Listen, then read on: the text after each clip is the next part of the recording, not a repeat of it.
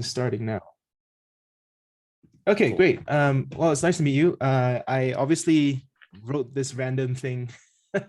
Honestly, I'm not trying to get into usage-based pricing myself, but it was one of the most painful things that we did at Netlify. I'm curious about your backgrounds and what Amberflow is doing to tackle the situation.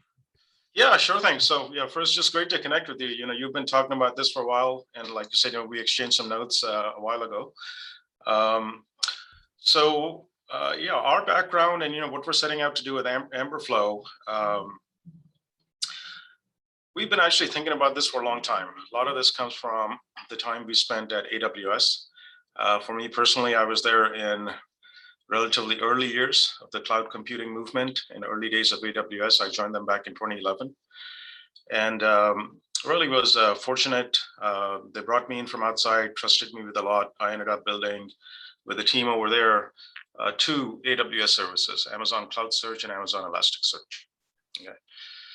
And through that experience, and perhaps, particularly so sort of sitting in a GM seat capacity, both from the technology side of the house, right? What it takes to build an infrastructure, a platform infrastructure to support for products and services, a usage-based business model, right? So the technology primitives that are needed. And then just as well, sort of owning the P&L side of it, what it takes to scale businesses on the backs of a usage-based business model. All right. So that was, you could say, sort of a full circle view. And it was an eye-opener, to say the least. Okay. So I've been a believer of this since many years ago. I joined AWS back in 2011. We launched Cloud Search in 2012. Just going through that whole exercise just opened my eyes to today. I think there's reasonably good validation that usage-based pricing, metered billing, pay-as-you-go, both I think customers and vendors are realizing, that it's a more fair and transparent business model. It eliminates shelfware. And I think businesses are now also seeing that it drives greater adoption because it lowers friction for adoption. So that's a little bit of a background. We can, Leo and I have spent some time working together. He's super hands-on. He's actually built some of these ETL pipelines and, observability side. It's a little bit of a cousin. If you look at the technology side of the house, it's sort of has some parallels to that, but in our view, it's distinctly different. I do wonder that because a lot of the instrumentation for usage-based pricing is basically observability instrumentation. So should I have different vendors? Should they be the same vendor? Like, what's your view? We, and you can sort of connect the dots, or, a lot of it, of what we're going to say and share with you, as is true, I think we would agree with all of us with our backgrounds, right? Places where we worked at, time we spent building things. I think a lot of our point of views are informed from that. So ours is no different. We fundamentally believe that it's the beginning of a new category. Today, yes, it may seem that it is a close cousin to observability, and that you could drive some of this through there. And I'm sure many companies are doing that. But I will back my statement saying that it is fundamentally a new category. It needs a new approach, and it is separate from that. If you want to, for lack of a better term, take this seriously, if you want to be effective with this, if you want to build a virtuous cycle around a usage-based business model. And when I say business model, I'm talking both, as I just explained on the back end, the technology that drives and sustains it, and the business operations side, functional departments inside the company that come together and you sort of build this virtual cycle and continuously become more efficient and effective in the usage-based business model. It is hands down, unquestionably, a different category, a different platform primitive. And I can give you more background into that if you're curious, but I've seen it firsthand.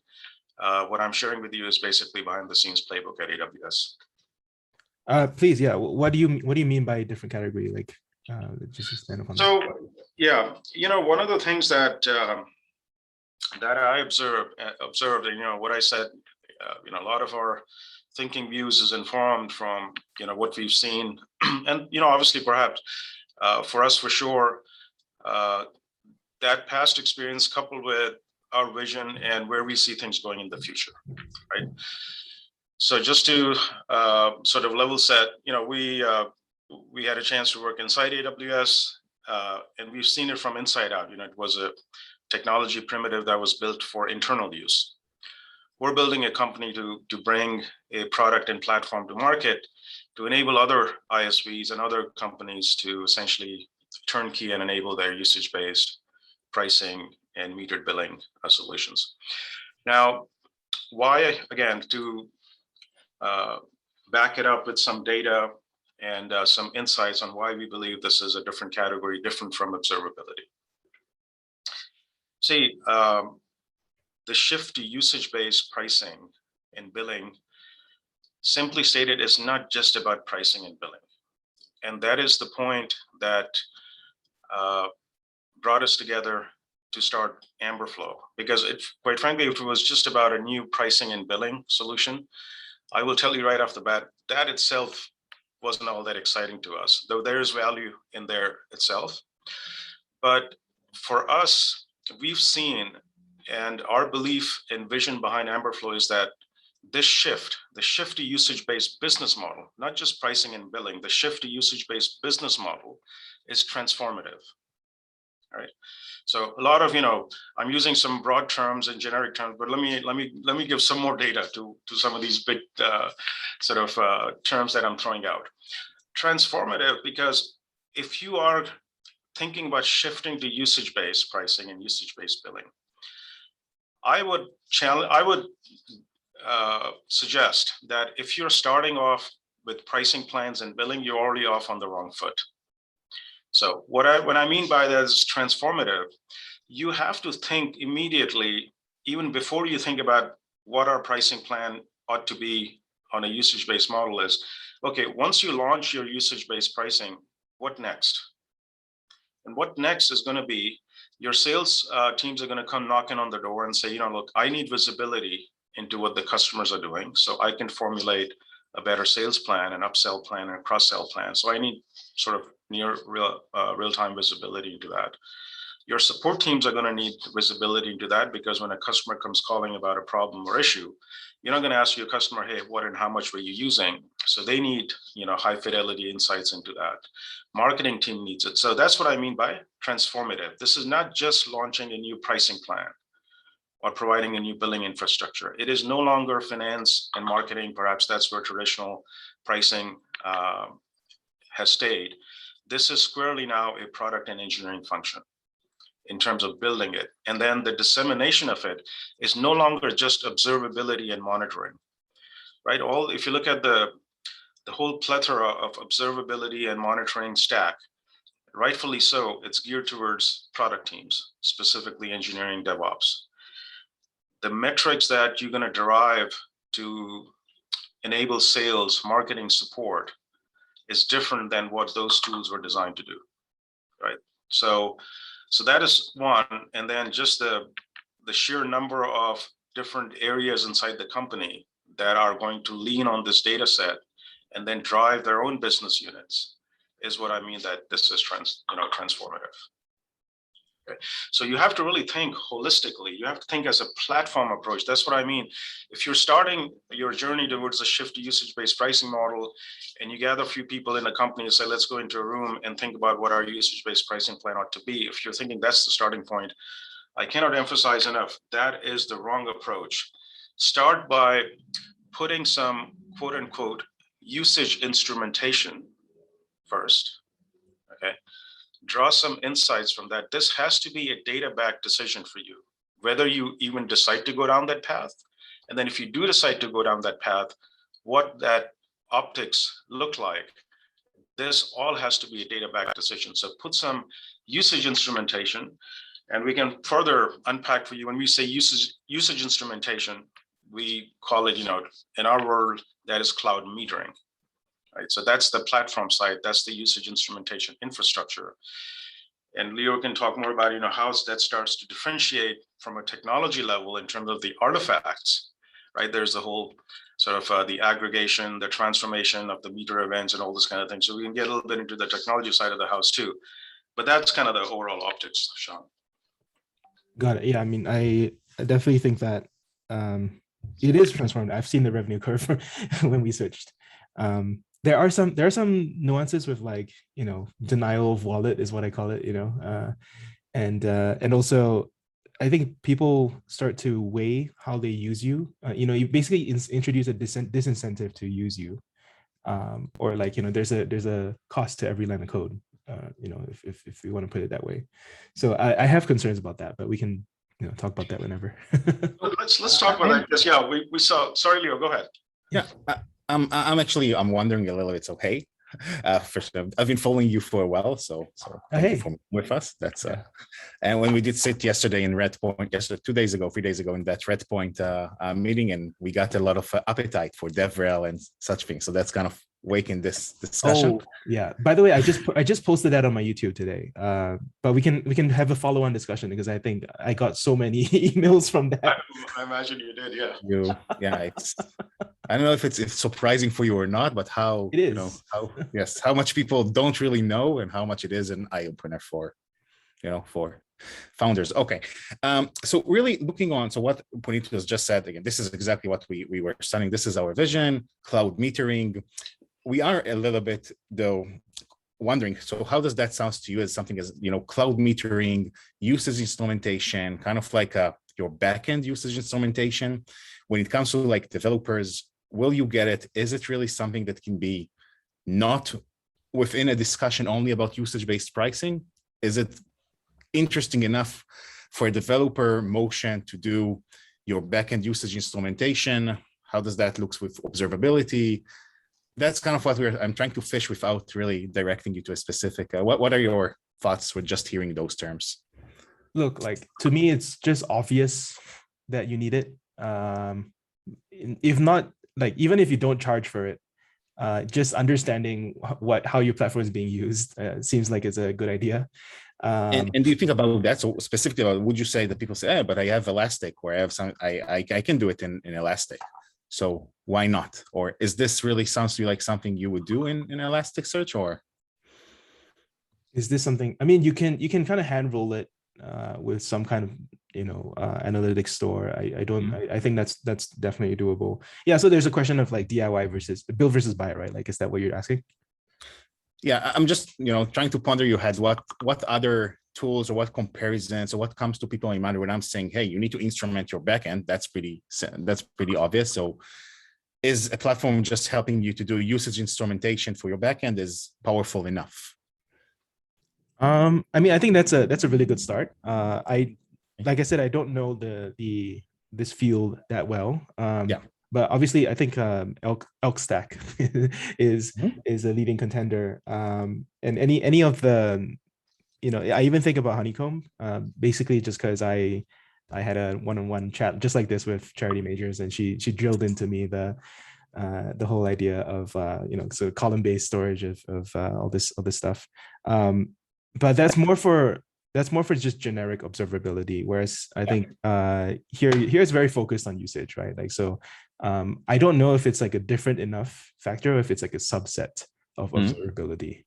That's still an open question. I mean, I think to Puneet, it's very clearly a different category, but like that remains to be seen in the wider developer mindset, right? Like of whether you can sell it like that.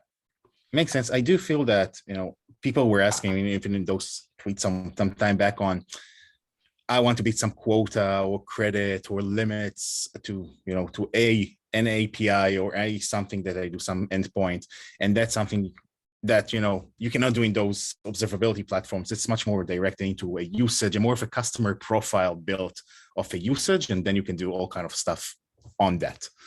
That's kind of my initial thoughts. So. Yeah, just to build on that, and then I want to take you back. Your comment you had put, Sean, about the what do you call it? The wallet, right? The denial of wallet. Denial of wallet. Yeah, I have some thoughts. I think if I know you were talking about that aspect, but just to round out, what to add to what Lee was saying. So one of the reasons why we believe it's different, and it's going to be different from the current set of observability stack, is there's metering is really the starting point.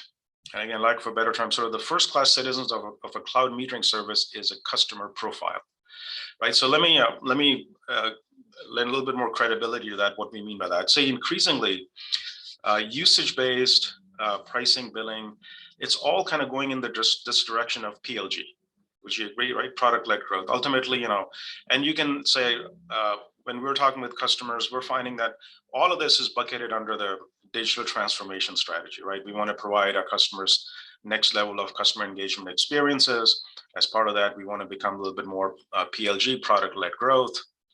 We want to have product do the talking, be the product, be the first touch point, and then to further drive organic adoption and usage of the product, you want to back it up with usage-based pricing and billing.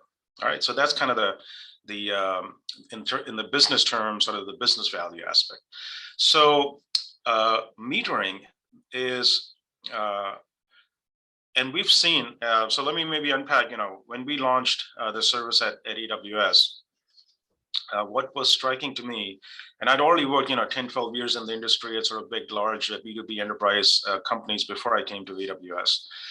What was striking was the fact that this whole notion of PLG, when the customer prospect lands on the product, not on the sales team, right? The customer lands on the product.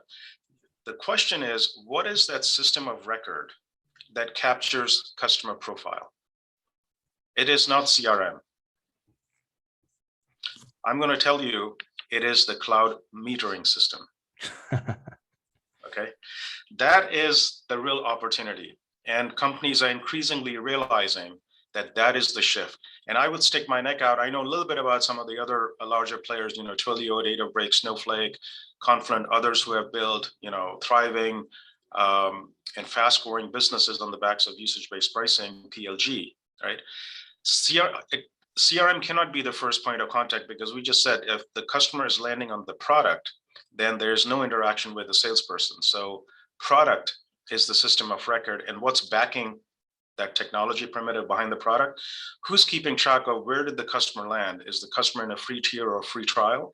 Where are they in that journey? How close are they getting into a paid tier? What is their usage consumption and pattern? That gives us clue sort of where they are. And through that, then you derive, quote unquote, a qualified lead. And that ends up going into CRM system. So cloud metering has customer, it's really built around that customer profile. That's what we mean the customer is the first class citizen. There you go, right? So now you're starting to really differentiate in what the foundational primitives and the design principles were of observability as we know today, which was really about DevOps, pretty much independent of the customer as the first class citizens, more about systems and objects and functions, right? But metering right off the bat is giving you that profile where the customer is in this usage-based model, right? So, and then that obviously feeds into your pricing, billing plan, all that kind of stuff. So that's a little bit on the background, sort of holistically on why we feel this is going to be a different category. But back to your point about the denial of wallet, tell me a little bit more. I think, are you talking about the surprise that comes perhaps with usage-based pricing, that things can go up and down, or sometimes there could be unintended increased usage? Is that what you're referring to? Yeah, and particularly this was relevant for us at Netlify because we offered both bandwidth and serverless, and both are very, very easy to DDoS.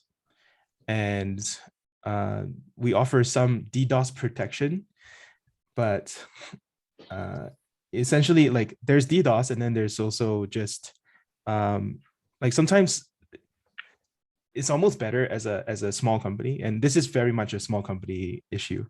It's almost better if like your site goes down because it's so popular. I know this is not nothing to do with like your job, but like in terms of, if you think it from the point of view of the user, the customer, like I have way more predictable costs with a $5, $20, I don't know, whatever DigitalOcean box. And like if I have scaling issues, I will manually scale it. I'll set up alerting and scale it manually. The problem with usage-based pricing is it's very tied to auto scaling, and sometimes that may not be desirable traffic. And I think it's more of a scare than a legitimate concern. There are legitimate issues with denial of wallet, and I've seen those, and sometimes it's not pretty because sometimes we just say too bad. We really say too bad, and it sucks for them, right?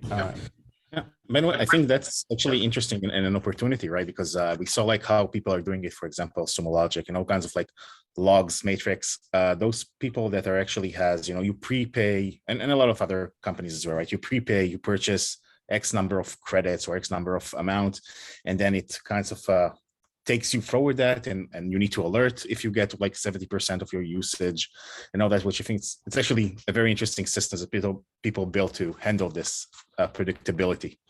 Yeah, but I will say this. So the concern is really a valid concern, right? But I would emphatically say that to me these concerns are reminiscent of the fact that it's an emerging market and category, right? Let me draw some parallels. So I will date myself, but I remember when in the .com days when sites like eBay were launching and people poo-pooed it, say, oh, people will purchase it or will not send the money in, and there'll be too many sort of bad characters lurking in the site, and this thing's never going to take off.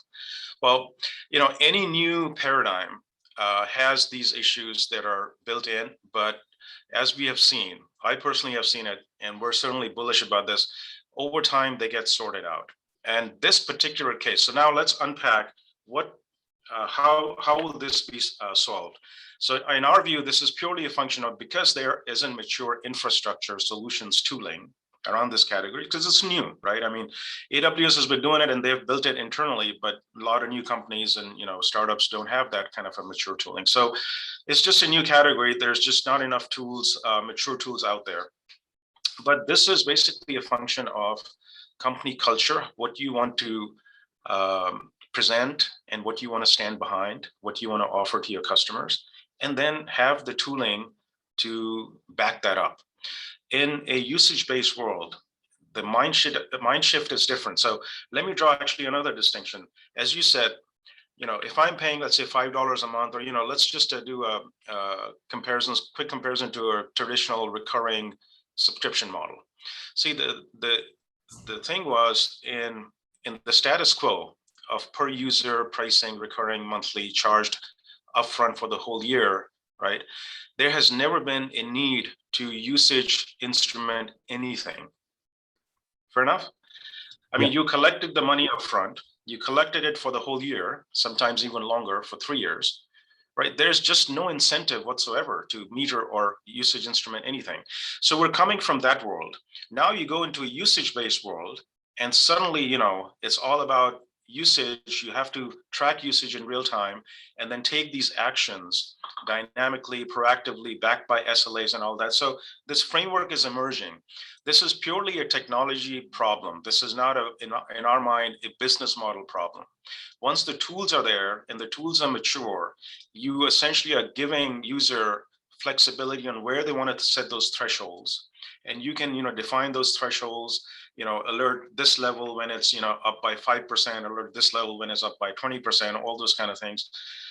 This all can be managed. These are, I would consider, interim issues that over time will fall by the wayside.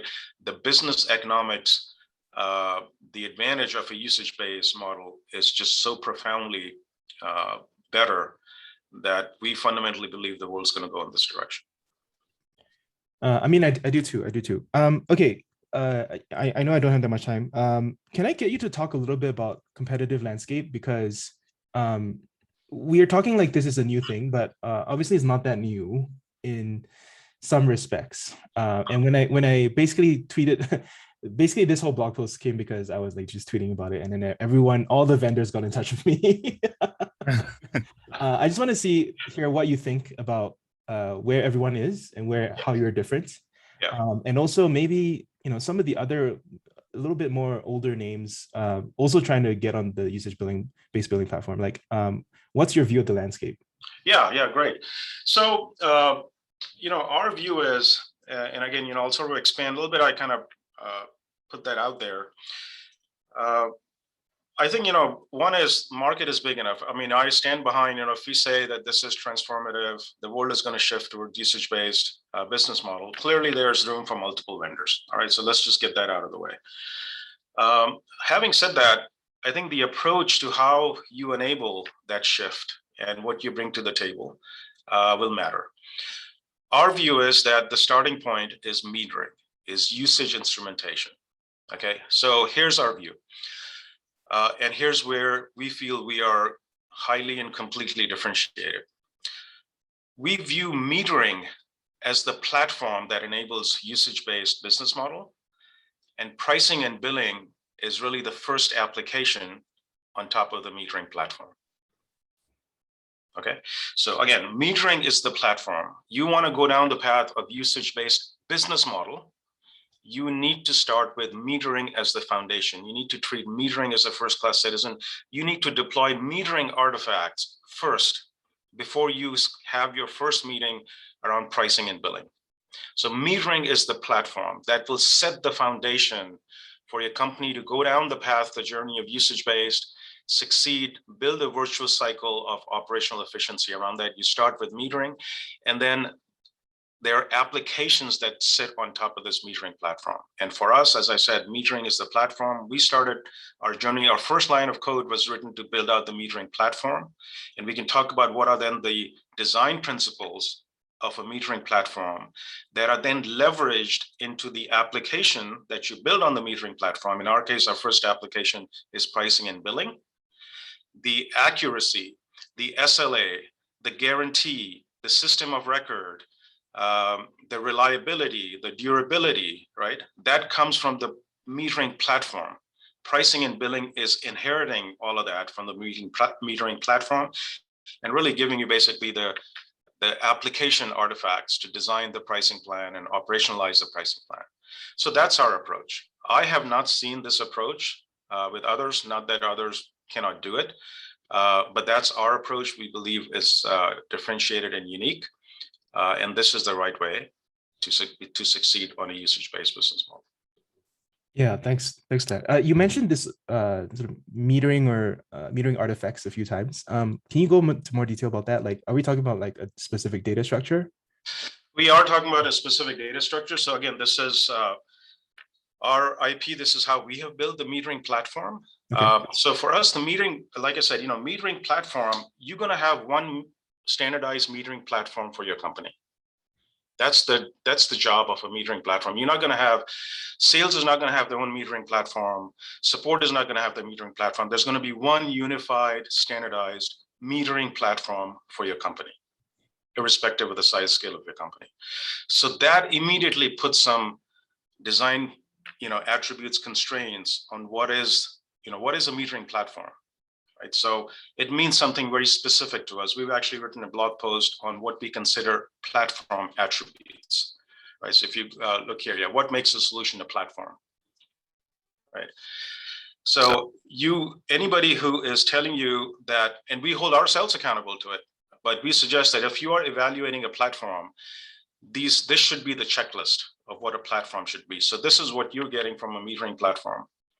So as meter events come in, right, we are then providing you, we are taking that guarantee that we are that system of record.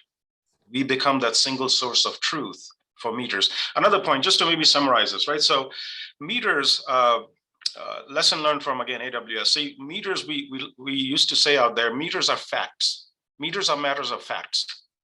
Okay, once a meter is created, sort of this principle, it cannot be, matter cannot be created nor destroyed. So once a meter is created, it has to be treated in an idempotent way, meaning once a meter event is generated, it must be processed once and once only. So it cannot not be processed, and it cannot be processed twice. there you go. So those are some of the design principles of a metering service on the backs of which I can come back and claim to you, Sean, that I am that system of record and I am that single source of truth, because ultimately you're going to feed this data into a pricing and billing system where accuracy matters. Right? And by the way, this is also where we start to differentiate from observability and metrics, because logging system, you drop a log or two, it's not the end of the world. But this system by design, metering system, has to adhere to these design principles. Okay, got it. I'm super interested. We're already over. Do you have a bit of extra time, or do you have to go? Yeah, we have. This is good. We are enjoying our conversation. Okay. So just as an artifact, just to explain, I think you're asked about artifacts. We have a whole bunch of SDKs, multiple languages, multiple ways to interact and to ingest it from inside your app, using logs and some other observability tools to extract, to give you a simple start. So all of that. This is not here on the website. We're currently on beta, so we provide this on beta, but this is coming in a few weeks. So okay, yeah, I like so something that we are doing at Temporal is essentially a nerd snipe, right? Like, show me how hard it is to do, and then when you have shown me, then I'll basically say, I don't want to do this myself, right? Right. So you I think, I obviously this is your decision, but I think telling people about your artifacts and telling people about your strong opinions, like, this is very good. This is essentially what we're kind of going for, in a sort of table format. We were more focused on like the technical implementation, because that really speaks to the developer. Like, the clear message of all this is just basically you don't want to do this. but you agree with these opinions. Yeah. What's also very nice is that because we're showing so much detail, we actually get to present this at conferences, because it's generally helpful to other people who are building competing systems. But that number of people is very small. Makes sense. Yeah. So some amount of openness is to how you work actually is helpful for developers, just to understand, have confidence behind you. No, that's great. I think I'm really good to hear that from you. I think you were just to sort of reinforce that with us. We've had some inclination about that, but I think this is great, because I just realized the question you had asked. So as part of this, we have built our own meter storage system from the ground up. Okay, and specifically for that reason, this is going to be a platform primitive, right? So platform has to be scalable, has to be cost effective, right? Has to have some level of linearity. Cannot have an exponential step function in it. You know what I'm saying? Yep. Right. Those are the design principles of a platform. They have to scale linearly. So hence, going back to sort of, first principles of cloud computing, not just using an off-the-shelf database or time series database to build the aggregation functions of a meter event. We've done sort of a grounds up approach. So I like it. I think we need to do a little bit more, kind of package this and kind of bring some of this out, because that's really what's needed. And quite frankly, some of the large cloud providers, that's where they had to kind of also go to build this internally for themselves. I have another request / idea for you. Please. So I kind of break down clouds into 4 main components. I think I have a tweet on this, but basically like the components of cloud. Let's see if I can do that. Cloud, compute, storage. Basically, like, does billing differ between compute, storage, networking, and IAM, which I realize is the missing 4th part. Do you have an opinion on this? So say again, when you said does billing differ, are you talking about like the measurement aspects of how we measure these different artifacts, or you're talking something different? How you should measure, and also, like, are there any nuances with pricing these things? So I'll give you one example. For storage, like, Temporal is basically a database layer. And right now we charge for state transitions, which is database writes. We do not charge for length of storage or size of storage. Yeah. Maybe we should. right? So like, I think like, I feel like networking is maybe the easiest because you charge bandwidth, okay? Bandwidth in and out, fine. Compute is also tricky because compute, you can charge for like, CPU usage, but then also there's some amount of memory that is kind of tied with compute. So how do you measure that? I think really fleshing out the 4 components of cloud and just going like, here's some thought leadership on how you should price for compute, how you should price for storage, how you should price for networking, and how you should price for IAM. This one, by the way, is like the least well understood part. And you can talk to I have good friends at also who are kind of like they're trying to do off Z as a service, which they have not figured out pricing. Pricing is like a big question mark right now. Yep. See, it's like I don't know. Nice, very cool. Yeah, if you can like maybe like sort of, I don't know if it's like an industry survey, like 70% of compute companies charge this way versus like 30% charge the other way. Just deeper understanding of what usage means. Very cool. Love the idea. Yeah, we certainly have pretty strong points of view on that. We've seen, again, a bunch of different models. So I like it. Yeah, we'll take that on. We'll provide some insights from our own experience and then continue to expand on that and maybe, try to get a survey out. But just a note on that. And again, I will start to sound like a stuck record a little bit, but see, the thing is, and again, back to your original point, differentiation from what exists today from observability metrics to metering. See, metering is that platform that really, even though the term metering is there, is actually decoupled and agnostic to the specific measurement artifacts. Okay, so what I'm saying is, whether you're doing compute hours, whether you're doing storage gigabyte hours, whether you're doing bandwidth, whether you're doing API transactions, number of users, page load, ad impressions, how high the bird flies, how many miles a car is driven, metric ton of dirt moved by an excavator. Metering is a platform primitive. The data structure that you define on metering is really up to you. And that's what I've just outlined. So again, this is also a design principle of a metering platform, that it should be that flexible, right? And we will take this on and we will certainly put out some of our thoughts on what are the popular ones or the ones that can scale, particularly when it comes to these basic primitives of compute, storage, networking, database. Yeah, there's 2 ways, right? Like, I think a lot of times when people try to, put out your thoughts, no one listens to you because like, who are you, right? Obviously, right. you have some really solid background from AWS. Sometimes I've been thinking about doing this more. It takes more work, okay? It takes more work up front. But if you're the guy who did the industry survey and it's like 100 people, not that much, but like better than 0, which is the default that most people have. If you did the industry survey and you left your opinion out of it, the opinion can come later, but you just did the answer the question that everybody needs to know. You actually have a really good basis for then applying your opinion. Cool. I love it. I think we should certainly engage in that. And I'm with you. Look, despite our background and all that, you never know. Sometimes things surprise you. And so things surprise you, but also you can offer surprising results. Like your industry survey is like just reflects what is normal, but also you can see areas of opportunity. Like, hey, the industry is like doing this wrong.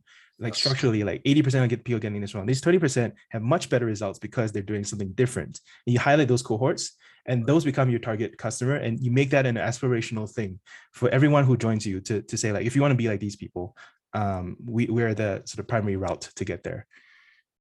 Makes sense. Yeah, I think this is something I think we should do totally with you. Also pretty exciting just to kind of get a view of what landscape out there, what people are doing today, as you said.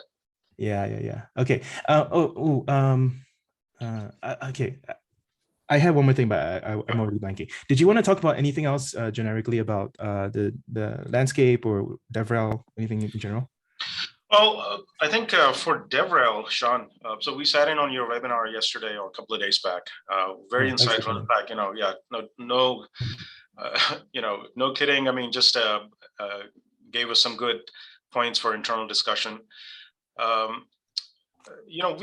We built our platform, our solution as developer friendly. So we put disproportionately more resources as we're going to start to open the gates a little bit over the next 2 or 3 weeks.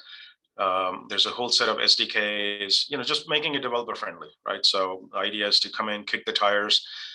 You can do experimentation if you're just thinking about shift usage-based pricing. We're not saying, drop everything and this becomes your monetization platform. Do some experimentation, put some probes in, gather some usage data, see what comes out of that. You'd be surprised what that heat map is on where different attributes and features of your products are being used and so forth. Anyways, having said that, one of the interesting aspects is, where should we index more from a go-to-market launch perspective? So we could take a more traditional DevRel approach and really kind of index and go heavy on the usage metering and kind of outline everything that sort of we just talked about, our views on how it's different from observability and metrics and why it is hard to do and hard to do it right. And sort of take that approach, one. Second is maybe come at it from a business value proposition to the product teams and others who are in charge of owning the pricing plan and the metering and pricing solution inside a business, and sort of speak to them. And that's a little bit more of a value proposition business sale. Just your thoughts. Any guidance? And I'm not, of course, asking you to choose for us, but just give us Can you repeat the first one again? So first one would be spot on, like like pretty much what you guys are doing, like sort of a temporal, other pure play, speaking to the developer community. Okay. Right? We want to talk to the developers. Hey, here's why you want to put usage instrumentation in place, and here's why observability and metric stack is not going to cut it, and here's how we make it easy. Okay. And the second is talk to the VP of product or the CPO, or maybe even somebody in finance, or somebody who's owning the business side of pricing and billing, and thinking about shifting to usage based, and start from there. Really good question. My instinct is to talk to VP of product, because if they made the decision, then kind of that's how we make money. And as long as they're sold on how we're pursuing usage-based pricing and not per seat or per logo or whatever you call it, then a lot of decisions flow down from there. My hesitation is that you said you're developer friendly, and the thing is, like, what's weird about this particular category is that it's not like a developer is going to come along and say, like, hey, this really solves my problem. They're not the audience. They're just kind of like the implementer of this thing.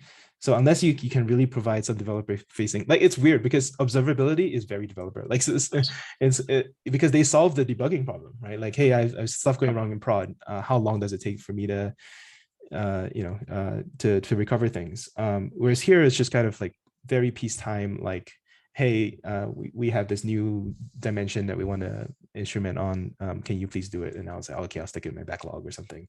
But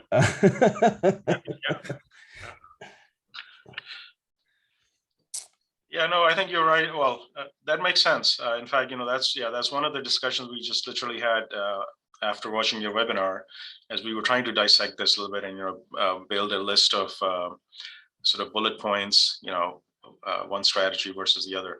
Yeah, that's really where it also came down for us, that while, of course, we are developer friendly, but as I've already articulated, I mean, it is not an observability tool. It is not a metrics tool. It is, our ultimate audience is not the developer, though we do say that in a usage-based business model world, everybody needs access to this data, right? DevOps team need, how much my customer is using which feature and how's that being used and how's that being trended.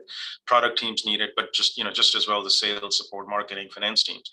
But yes, the core audience is not developer. So while we're certainly making it easy for developers to go and build and bring this in parallel, no rip or replace, the buyer, for whom this is top of mind, as you said, ultimately it's the product team or whoever's in charge of the initiative for making that shift. do usage-based, perhaps. It does mean that maybe you're not a developer tool. It does mean that, yeah, I think, and that's something then we probably have to take into account in our messaging, in the artifacts that we put out. Yeah, I don't know. So like the way I'm very agnostic about this kind of stuff. Like, Okay. I much rather, okay, instead of like trying to do all this research up front and like trying to decide on like the one true answer, try both and then see what you get more traction with, and then use that information to guide your future decisions. Like, this is a reversible decision, in the famous one-way door, two-way door analogy. This is a totally reversible decision, and you'll have much better information once you talk to real users. So makes sense. And just to again throw a little bit more into that mix, where we've been looking at for some insights, Twilio, Jeff Lawson, also ex AWS. We thought what he did there was pretty amazing. Again, communications traditionally was not a developer tool, but he certainly brought a highly developer-centric approach. Oh my God, yeah. To communications. But you could argue everything is different, but that was more, obviously you start off in messaging, and maybe that was still closer to developers than something like pricing and billing. So there's obviously, different nuances to different things. But look, but like, yeah. I come from the point of view of, and maybe a lot of people are not like me. I honestly, I don't know, but a lot of I come from the view of like, I write code. I want to know that my code makes money. So like, this matters to me. But like you see, like, this is not one of my most popular blog posts. And like, I don't get a lot of interest whenever I talk to my developer audience about money. So like, developers are very strangely like, they don't care about money. True. That's why we were wondering if usage instrumentation would echo to developers more, but still will be, interesting for them. Because if we solve the instrumentation, right, the metering, really make a metering a construct that people care about, then it's much easier to go to the next level. Yeah. I don't, my sense, okay, look, like, I could be wrong. My sense is that this is sort of the products facing thing. But if you figure out a way to, like you said, do the Jeff Lawson thing on, and make people care about, something that is not technically that developer facing. I think then that is super differentiated, and you should go pursue that as much as you can. But yeah, I don't think you can force it. Yeah, we can't force it for sure. Yeah, no, we have to quickly see, and then there has to be a grab pretty quick, and we ought to be able to see that it can build upon itself. No, I think we're getting some insights. Okay, cool. Yeah, anything else? I just by the way, I just uploaded the webinar, so if anyone wants to catch up on it, it's on my YouTube. Oh, very cool. Good. Yeah. No, good. Yeah. We'll revisit it. We'll also share it internally, and we might we'll post it, send it forward. I should probably transcribe it. I got so many questions that I'm just like, I figure I should probably put in more effort into my own content. I would guess the most popular question was, when should we hire the first dev? Yeah, right? Yeah, exactly. Yeah. So I think I touched upon it a little bit in the webinar, but like also, it's funny because I just asked the exact same question yesterday for when should we hire the first data analyst. To start it's not like data science, but just someone to munch data for you to do BI, because I don't have time, and but I need the insights. I just don't have time to like groom all the data and get it all together. So yeah, I mean, for DevRel, I often say that like, I do like the founders to be the first DevRels, and when you hire you hire them essentially when you have like a champion that you basically want to reproduce. So makes sense. I mean, that's a nice to have. No, I think that was spot on. We certainly got that from your webinar, and I think it was just it's one of those definitive things, because if the founders cannot do it, it's very hard to just bring somebody that early on. We're still trying to find a product market fit and the value proposition and all that, and how do you position. Very hard, right? So it has to be, I think, at least the founders have to be able to kind of just kick open the door slightly, right? And bring sort of the initial funnel, and then you can build on the top of that. I've had enough of these calls that like, I'm pretty sure if like I wanted to leave Temporo, I could probably just provide a service like DevRel Advisor as a service, Mhm. because there's a lot of founders in this position, and I know it's hard, and I know like this is like one of many things that founders are thinking about. But also it's important, like, you know, a lot of times like first time founders, you know, they worry about the product, and then second time founders, they worry about distribution, right? That's the famous Justin Kan tweet, because you do enough of like build it and they don't come, and then you realize like, okay, I need to get attention out there. That's So but like, you That's know, true. I'll give an example, right? For Netlify, like reasonably successful startup, our CEO was the first one, was like at the conference talks, like publishing in like the top journals for the first 2 years. Before they hired the first DevRel, basically because he was already a, you know, very outstanding member of the community, and we wanted to give him the platform to do more. And so, I mean, I think that's an ideal. I always like basically say like at the early stage, like job titles are fungible, right? Like Stripe did not have a product manager title for the first 5 years. Basically because Patrick was was like, you know, just doing all the product stuff. But like, you know, you can perform the role of a DevRel without hiring a dedicated DevRel. But if the right person comes along, sure, open it up, you know. Yeah, no, it makes sense. Yeah, I think for Netlify, I remember just watching Matt on conferences and events and webinars. Really? Okay. I didn't know you were paying attention to that. No, for sure. And I could, you know, because it was intriguing, and especially for them, you know, and I can imagine, and you've kind of validated, and it takes time, and it took time, right? Because it was a leap what he was proposing, right? It was a fundamentally different way of thinking, of doing front end, right? And that too from a startup. So I've watched it. I think, you know, you kind of, there's no other way but to just pound the pavement, and you have to bring a level of credibility and your passion to it.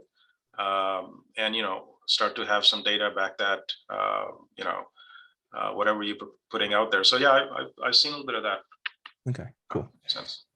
Yeah, before we go, I this is the point I wanted to bring up. So I don't know if you know, but I actually worked at Amazon. I worked at AWS Amplify, and every week we get the weekly business review with the breakdown in Excel sheet. My impression was that we got that from an economist unit, like a bunch of how does that work? Okay, so good. All right. That is, we want, Sean, so you've seen it, we've seen it, we know what we're talking about. Yeah. Our view is the world needs to operate with that playbook.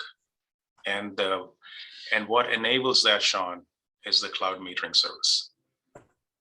Okay. Okay, so let me be more specific. Where you got that data, make no mistake about it. It came from what I just outlined, what I'm calling a system of record of usage and data consumption, AKA through a cloud metering service, through a cloud metering platform. So I'll give you, let's unpack. So if you are building a new service inside AWS, AWS has an internal horizontal platform team that provides platform primitives, shared platform components for service teams to use. Pretty typical model, right? Is this what we're calling tier 1? Yes. Okay. Right. So one of the artifacts that the platform team provides is a standardized cloud metering service that anybody building a service then uses that to do what? To basically send usage instrumentation through this service into a data warehouse. And the report that you get on that Wednesday, which starts to get compiled on Mondays, is essentially pulling data from that cloud metering service. The cloud metering service is the artifact that sends and builds and owns that data warehouse, right? It's the input into the data warehouse, and then enhance the platform, right? So when I say to you that pricing and billing is the first application, put another way, pricing and billing is the biggest consumer of that data, right? So the report you were getting is hands-on build. And you can also see, right, if you look at some of the metrics, back to the point I made about the PLG approach. So of course in AWS, the first touch point is with the product. So that data is also flowing. Cloud metering service is capturing that, hey, you know, I'm using so much in free tier, or this is what I'm doing. Here's my usage going up, going down. All of that's flowing into the cloud metering service. And then the data piped into the billing and pricing service. Okay, awesome. Yeah. In that case, if you look at who's in that meeting in AWS, it's the PMs. It's and like the EMs are there, but they kind of like are just there to answer roadmap questions. It's the PMs. That's a great point. Yes. Yeah. I should know that. Yeah. But you're right. As you know, like there were sort of these back-to-back. First, there was the ops review, and then there was the business review, right? So I don't know if it's still that way, but yeah, there's usually a continuation. So that's why I didn't draw that distinction, because ops review was all mostly dev managers. But you're actually right, especially the P&L side was reviewed with PMs. Yeah. So okay. You may want to think about what size of company you're looking for. If there is, maybe you want to target companies where they have several product teams, not just one, because if there's like essentially one P&L in the entire company, you're maybe less useful. It drives your roadmap, drives your marketing, and if the more targeted that you become, I think the better. And it sounds like, with this level of instrumentation, like the people who benefit the most are people who need to derive separate P&Ls. Yeah, no, that's a good point too. Yeah, something for us to look at. Yeah. Cool. Yeah, I mean, look, like I think this AWS storytelling is really good. Like, obviously, you have the background for it. I would lean hard on it and just say like, hey, run your cloud business as well as AWS does. And it's like the secret weapon of AWS, and I think you can spin up some media hype around.